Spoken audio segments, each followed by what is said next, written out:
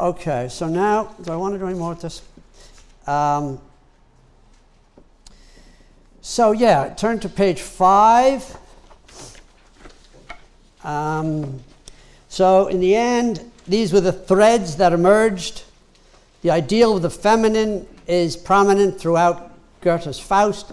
Though those of you who know about Faust, I might as well tell you, I have a little tension about it, because he gives the great line, the feminine will lead us on with the last line of Faust Part 2, one of the most important artistic creations in the whole history of the West.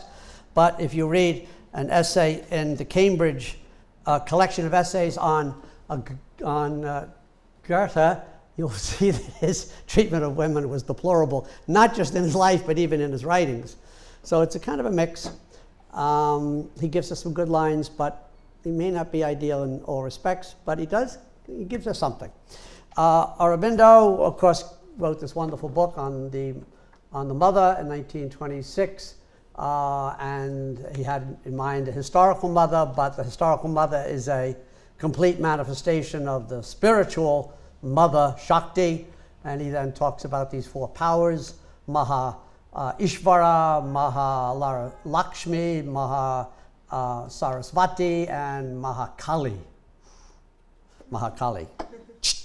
And they're all in there. Teilhard was devoted to his mother, to many women in his life, to the Virgin Mary, Virgin Mother, as a very, very profound part of his spiritual life. I think quite a beautiful part. Women just loved Teilhard. He was just so elegant and so he's kind of a pure person, and he's kind of fabulous. But none of them got him. They were in love with him, but he was probably in love with them too. But he stayed on his path. Steiner argued for the identity of Isis, Mary, and Sophia. That's a very interesting set of lectures. Isis, Mary. Isis, was the primary goddess or feminine spiritual reality, and maybe even not feminine, just spiritual reality for about 3,000 years in the Mediterranean world. If you don't know about that, someplace it's written here somewhere. The best book on this, in my opinion, is Baring and Cashford. You don't need to write it down because it's here. It's called The Myth of the Goddess, Evolution of an Image, based on these two fabulous, these two women did fabulous research, but also their sort of their architecture, their approach, their methodology is from Jung and Owen Barfield, who you'll hear about today. And Jake's course on wisdom and the sacred is about a third of it. Is Barfield? Yeah. About a third, yeah. Great opportunity to read this really important book. All right, so they're getting serious, and they deal with this text from Proverbs, where there is no vision, the people perish. So wisdom and vision have something to do with in common. We'll have to talk about that. Then they quote from Aurobindo, this one-page piece. It is the hour of the unexpected. So wise people have to know that they have a sense of the time. It's very important, a sense of the time. I talk about Kairos, that on August 15th, 2009, when they getting the idea that this is a moment, this is really a moment when they're all together, the 9 of them, bridging these 2.5 centuries, and in Esalen, where you can have deep thoughts and hear the waves crash at the same time. And so they're making progress. And here they are on page 8. And Goethe affirmed the Hegelian grand historical vision. That would have been hard for him, because he was always doing, the moment. And here's Hegel got this grand sweep, of the whole history of the world. So these are two very different minds. Hegel added to a contemporary understanding of Asian thought and culture. That would have been good if he had done that. Would have been hard to do at his time, but when he met at Esalen, it was much easier, because he had Aurobindo and the Dalai Lama there. James affirmed Aurobindo's conception of unity. That would have been hard for James, because he was such a passionate pluralist. Everything is always diversity, difference, etc. And his unity is so vague, so sort of kind of invisible that for him to affirm unity would be quite challenging. But hey, it was an inspiring event.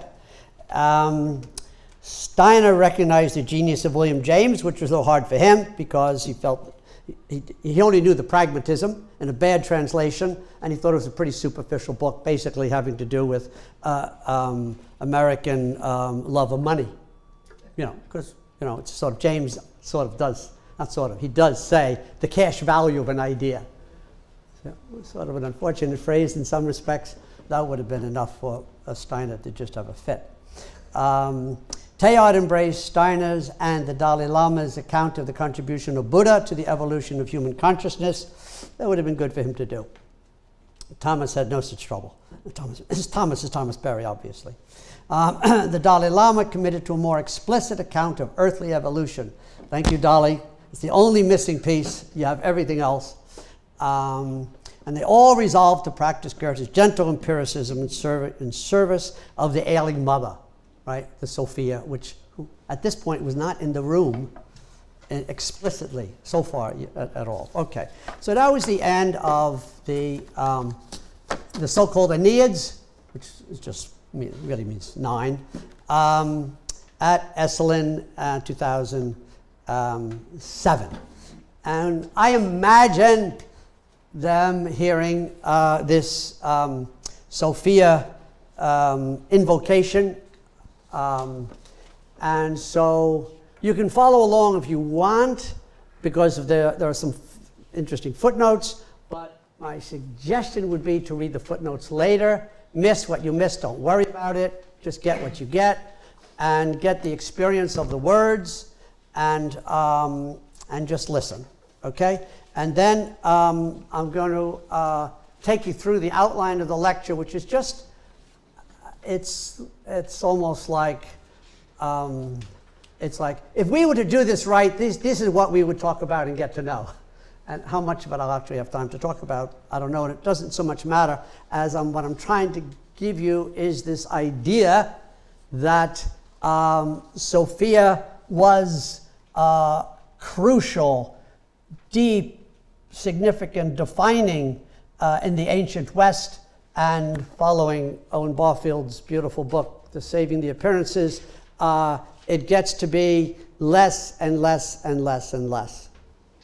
And now maybe there is a time of what he calls romanticism come of age when we could recover. Not only Barfield, but Baring and Cashford and a lot of other people think maybe, which is why I chose this topic. Wisdom, what would it be like to get wisdom back into the West, the Western thought, philosophy, psychology, religion, art, literature, all right, and science.